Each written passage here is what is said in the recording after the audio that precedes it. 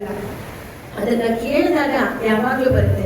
ಕಣವಿಯವರ ಒಂದು ಮಾತು ನನಗೆ ಜ್ಞಾಪಕ ಆಗುತ್ತೆ. ಇಲ್ಲಿ ನೆಲದ ಒಡಲಿನೊಳಗೆ ಏನು ನಡುವುದು, ಎಲ್ಲಿ ಕುಳಿತಿರುವನು ಕಲಾವಿದ, ಗಿಡದಿಂದ ಉದುರುವ ಎಲೆಗಳಿಗೂ ಚಿಗುರುವಾಗಲು ಒಂದೇ ಹದ, ನೆಲದ ಒಡಲಿನೊಳಗೆ ಏನು ನಡೆಯುವುದು, ಎಲ್ಲಿ ಕುಳಿತಿರುವನು ಕಲಾವಿದ. ಇದರ ಹಾಡದಲ್ಲಿ ಕೇಳಿದಾಗ ಇದರ ನಿಜವಾದ ಭಾವ ನಮಗೆ ಸ್ಪರ್ಶವಾಗುತ್ತೆ.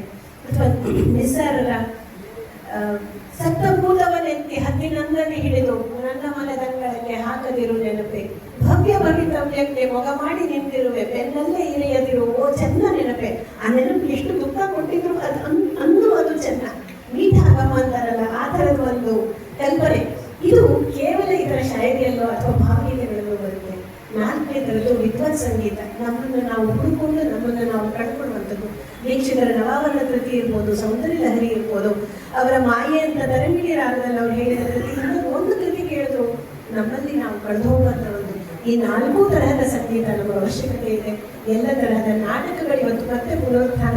ಅದನ್ನೇ ನಾನು ಶರ್ಮಾ ಸರ್ ಹತ್ರ ಮಾತಾಡ್ತಿದ್ದೆ. ನಾವೆಲ್ಲ ಬೆಳೆಯುವಾಗ ಸುಚಿತ್ರಾ ಅಡಿಗೆ ಇಲ್ಲಿದ್ದಾರೆ ಗೊತ್ತಿದೆ. ಅವರ ತಂದೆ ಬಹಳ ದೊಡ್ಡ ಕಲಾವಿದರು. ಸುಚಿತ್ರಾ ಫಿಲ್ಮ್ ಸೊಸೈಟಿಯನ್ನು ಪ್ರಾರಂಭ ಮಾಡಿ ಅಲ್ಲಿ ನಮ್ಮಂಥ ಯುವಕರಿಗೆಲ್ಲ ಆ ಕಾಲಕ್ಕೆ, ಈಗಲ್ಲ ಆ ಕಾಲಕ್ಕೆ ನಮ್ಮೆಲ್ಲರಿಗೂ ಒಂದು ಅವಕಾಶ ಕೊಟ್ಟು ಜೀವನದ ಅನುಭವವನ್ನು ಪಡೆಯೋಕ್ಕೆ ಅನುಕೂಲ ಮಾಡಿಕೊಟ್ರು. ಇದು ಹೆಡ್ಲೈನ್ಸ್ ಆಗದೆ ಇರ್ಬೋದು, ಆದರೆ ಅದರ ಅನುಭವ ಏನು ಬಂದಿರುತ್ತೆ, ಮೀಠ ಆಸಕ್ತಿವಲ್ಲ, ಅದು ನಮ್ಮ ದಿನನಿತ್ಯದ ಜೀವನದಲ್ಲಿ ಕಾಣಿಸ್ಕೊಳ್ಳುತ್ತೆ. ಹಾಗಾಗಿ ಕಲೆ ನಮ್ಮನ್ನು ಶ್ರೀಮಂತಗೊಳಿಸುತ್ತೆ.